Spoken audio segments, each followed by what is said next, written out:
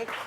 Masih dengan tema Rindu Buah Hati bersama Mbak Riza yang kehilangan buah hati juga ibunda ya. Iya. Pada saat bencana longsor di Purworejo tanggal 18 Juni lalu yang sudah ada di dalam rumah bertiga tiba-tiba datang hantaman longsor tanah yang begitu dahsyat ya sampai kondisinya dinding rumah Tidak ada yang utuh. tidak ada yang utuh Iya. sampai kerikil, bahkan dari bawah tanah Iya. pun sudah terangkat Saya gitu terlempar itu sekitar 15 meter. Wah, ke kiri. jauhnya ya Allah. Jauhnya. Jadi lokasi rumah memang semua kelempar 15 meter ke arah kiri. Dan tadi Mbak Risa kan sempat bilang apakah ini kiamat, apakah ini cuma saya sendiri, kok teman-teman tetangga nggak ada yang datang, ternyata tetangga juga pada kena semua sebagai korban ya. Dan Alhamdulillah Mbak Risa sudah hadir bersama kita dalam kondisi yang Alhamdulillah semakin membaik ya Mbak, walaupun dengan luka-luka di tangan dan di seluruh tubuh. Tadi akhirnya baru cerita, baru terbangun dan tersadar di perjalanan menuju ke rumah sakit. Iya. Dan setelah sadar itu apa yang dirasa, apa yang disampaikan, informasi yang diterima, bagaimana Mbak Riza waktu itu?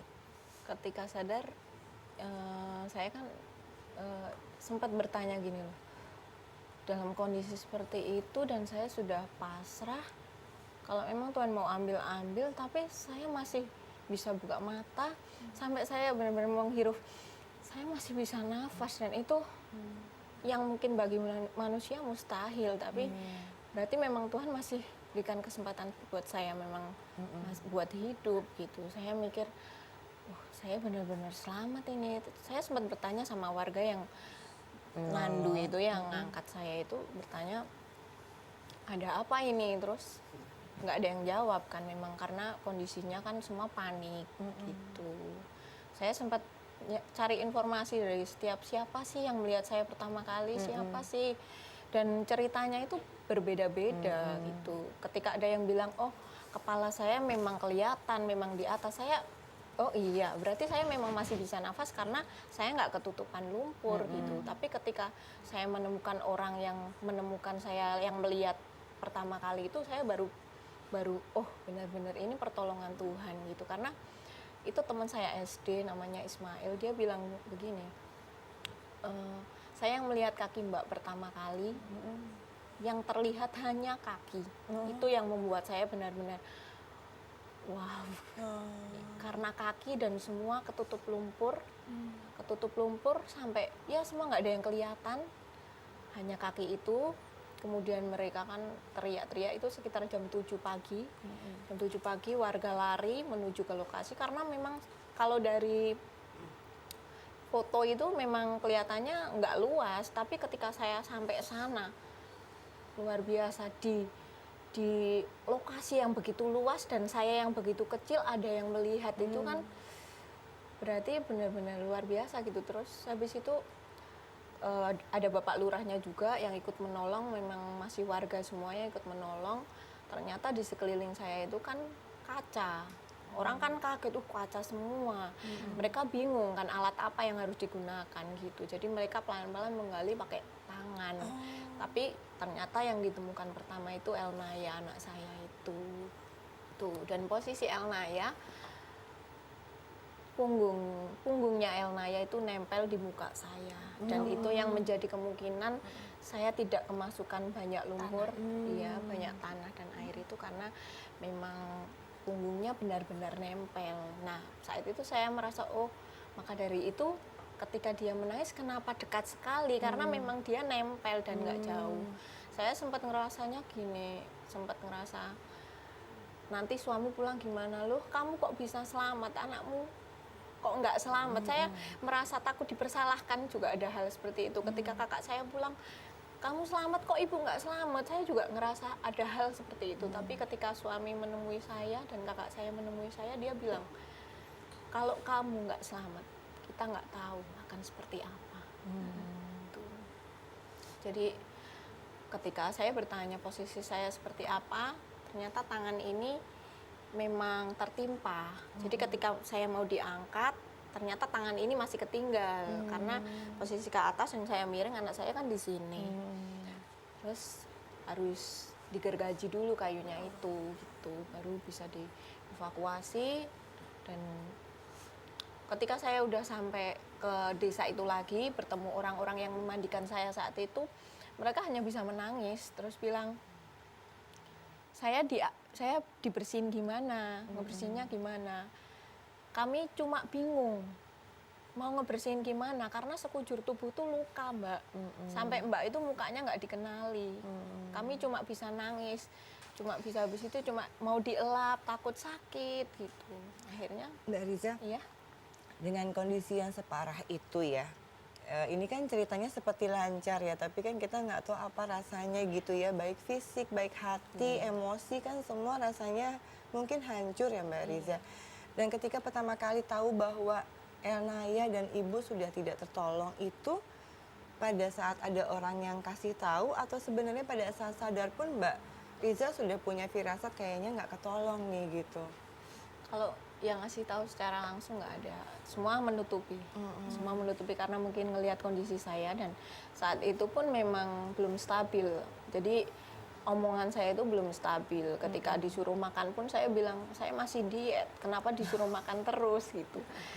Gitu terus saya bilang saya kedinginan, tolong ambilkan selimut di rumah. Jadi memang belum terkontrol omongan saya saat itu. Cuma setelah saya ngelihat yang menungguin saya itu, dia kan sering nangis, saya juga ngerasa ya memang udah dari hati itu ngerasa memang ibu sama anak emang udah nggak ketolong. Cuma kalau tahu ibu saat itu belum ketemu nggak tahu. Cuma ternyata setelah itu yang ketemu memang hari itu baru anak, ibu belum ketemu. Iya. Pada saat akhirnya suami datang, terus kemudian memberitahu bahwa ya Elnaya sudah tidak ada dan mau dimakamkan, tuh gimana waktu itu? Jadi suami datang kan malam, minggu malam baru nyampe sekitar jam 8 malam. Sekitar jam 9 baru ke rumah sakit. Setelah itu dia bilang, Elnaya udah nggak ada gitu. Saya malah bilang gini, Mas Anca harus kuat. Ketika Mas Anca nggak kuat, saya akan semakin nggak kuat. Kita harus sama-sama menguatkan gitu. Setelah itu baru Elnaya besok jam 9 mau dimakamkan. Saya bilang, tolong ya, bisikkan di telinga Elnaya. Bunda sayang sama Elnaya, Bunda sayang sekali sama Elnaya. Seperti itu. Ya, ini tidak terbendung ya air matanya ya, bahwa menerima kondisi bahwa anak dekat sekali, nggak mampu untuk menolong, bahkan ternyata dalam kondisi tersebut justru posisi badan anak menolong Mbak Riza untuk bisa akhirnya selamat sampai saat ini. Dan ketika anaknya akan dimakamkan masih berusaha menyampaikan bahwa Riza, Bunda sayang sekali sama Naya gitu ya, karena tidak mampu untuk datang kepada pemakaman pada saat kondisi masih dirawat di rumah sakit ya. Mbak Oki, ini suatu situasi dan kondisi yang sangat berat loh untuk dialami Mbak Oki. Dari tadi sudah terharu ya Mbak. Ya, wabasyiri sabirin, sampaikan berita gembira untuk orang-orang yang sabar. Orang-orang yang sabar adalah orang-orang yang apa? Kalau di dalam Muslim, innalillahi wa inna ilaihi rajiun, untuk setiap mendapatkan musibah, yaitu segala sesuatu dari Allah, maka akan kembali lagi kepada Allah. Rasulullah pernah mendapatkan tahun yang dicatat dalam sejarah disebut sebagai tahun kesedihan bagi Rasulullah. Apa itu? Ketika pamannya, yaitu Abu Thalib seperti orang tuanya, wafat, dan kemudian beberapa bulan kemudian istrinya wafat. Kematian ini kan, atau wafatnya seseorang yang kita cintai ini seakan-akan sebagai pemutus kelezatan gitu ya, pemutus kebahagiaan, apalagi anak. Anak yang sebenarnya kita banggakan, kita rindukan keceriaannya, celotehnya, kemudian Allah berkata lain, maka ini bisa jadi membuat menorehkan luka yang sangat dalam. Rasul juga begitu. Rasul memiliki seorang anak bernama Ibrahim dari seorang istri bernama Maria Kiptia yang masih kecil, masih bayi, masih kecil, kemudian wafat. Dan Rasul menangis. Sahabat bertanya, Rasul, engkau menangis, engkau kan larang kami menangis. Kata Rasul apa? Kalau menangis seperti ini tidak masalah, ini adalah bentuk dari kasih sayang. Menangis yang tidak boleh adalah niyahah. Apa itu niyahah? Yaitu meratap. Apa itu meratap? Dia memukul, dia menjambak, dia merobek-robek, itu yang tidak boleh. Dan Rasul sambung kalimat itu dengan mengatakan, kalau saja bukan janji Allah, kita ini, kalau saja bukan perkataan Allah atau janji Allah, Allah kan berjanji bahwa kita ini akan menyusul mereka semua. Kalau nggak ada kalimat itu, niscaya kami juga pasti akan bersedih kembali. Artinya Rasul mengingatkan pada kita, mereka dipanggil oleh Allah, tinggal waktu kita juga ada saatnya kita dipanggil oleh Allah. Dan bagi anak-anak kecil, itu Mbak sudah tahu tadi ya, mereka dimasukkan ke dalam surganya Allah dan mereka ditempatkan di pintu-pintu surga. Jadi kata mereka, kata Allah, masuk nak, masuk ke dalam surga. Kata anak-anak itu, nanti tunggu dulu Allah, aku masih menunggu orang tuaku. Jadi nanti orang tua dan anak-anak itu, anak-anak kita akan panggil nanti kalau orang tuanya sudah wafat, ayo ayah, ibu kita bersama-sama ke surganya Allah. Jadi itu tabungan di surganya Allah. Jadi kejadian ini menyakitkan, menyedihkan, tapi sedihnya di dunia ini sedih yang semu. Kenapa sedih yang semu? Karena dunia sementara. Nanti kita akan kembali bersama-sama di surganya Allah. Saya teringat juga dengan kisahnya Ummu Sulaim dengan Abu Thalhah, salah seorang sahabatnya Rasul. Ummu Sulaim ini punya anak yang suaminya Abu Thalhah pergi, Mbak. Pergi untuk sebuah urusan, untuk sebuah ada sebuah urusan ya, entah perang, entah kegiatan apa gitu. Kemudian Ummu Sulaim memiliki seorang anak yang sakit kemudian wafat. Kata Ummu Sulaim pada saudara-saudaranya, jangan kasih tahu anak ini wafat, biar saya kasih tahu ke bapaknya nanti kalau bapaknya pulang. Pasti bapaknya akan sangat terpukul sekali. Maka apa yang dilakukan oleh Ummu Sulaim ketika itu? Ummu Sulaim kemudian berdandan sangat cantik, melayani suaminya dengan sangat baik pada malam itu, seakan-akan mereka malam pertama. Dan kemudian Ummu Sulaim berkata pada suaminya, wahai suamiku, bagaimana pendapatmu? Ketika ada seseorang yang meminjam barang dari orang lain, kemudian pemiliknya mau mengambil, tapi orang tersebut nggak mengembalikan. Bagaimana itu? Kata suaminya, nggak adil sekali orang itu. Orang itu pemiliknya, ya diambil aja kalau memang mau diambil. Kemudian apa kata Ummu Sulaim? Itulah yang terjadi pada anak kita. Bahwa Allah yang memiliki anak tersebut, Allah kembalikan. Kita kembalikan lagi anak itu pada pemiliknya. Dan kemudian Abu Thalhah menceritakan ini pada Rasul. Rasul katakan Allah akan gantikan dengan lebih baik.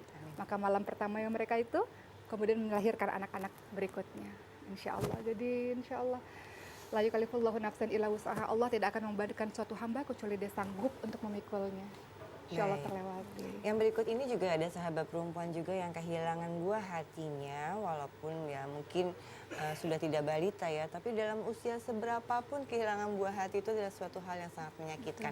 Kita lihat dulu tayangannya sebelum saya mengundang Ibu Maria Agnes. Ini dia.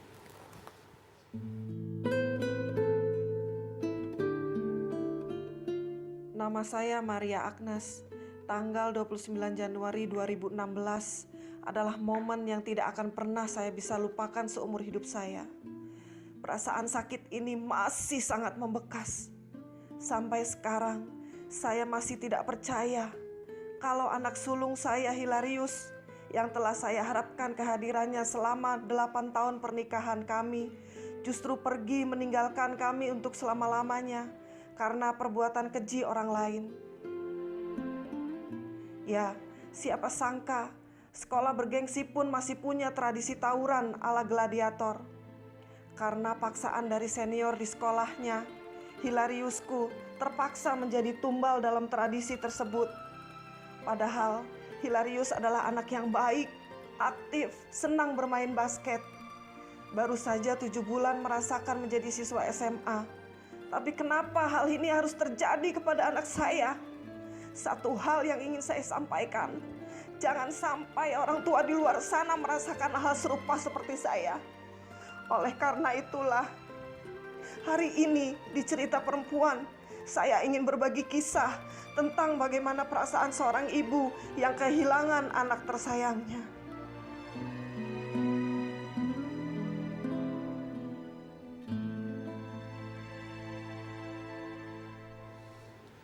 Kami mengundang Ibu Maria Agnes untuk bergabung bersama kami. Silahkan Ibu Maria.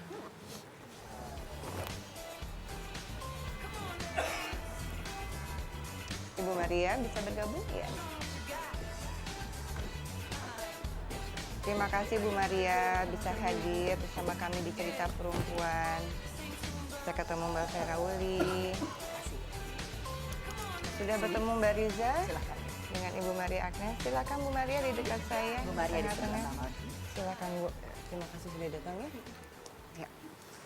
Ibu Maria, seperti yang saya juga sampaikan kepada Mbak Riza, kami juga menyampaikan duka yang sangat terdalam atas kehilangannya Hilarius. Tidak berniat untuk membuka luka lama, tapi seperti yang apa sampaikan, bagaimana ibu akhirnya bisa menangani kondisi ini, menjalani ini, apa yang dilakukan dan bagaimana. Saya tentunya akan minta cerita yang lebih detail dari Ibu Maria, bagaimana kronologisnya, karena Sepertinya ini bukan cerita yang pertama kali ya bahwa ospek, mos atau apapun tuh mengambil Memakan nyawa korban ya jiwa, dan ya. memakan korban gitu. Dan ini kan harusnya ada tanggapan yang lebih serius mengenai hal ini. Nanti kita akan dengarkan cerita lebih jelasnya lagi. Untuk itu tetapkan bersama kami dalam Cerita Perempuan.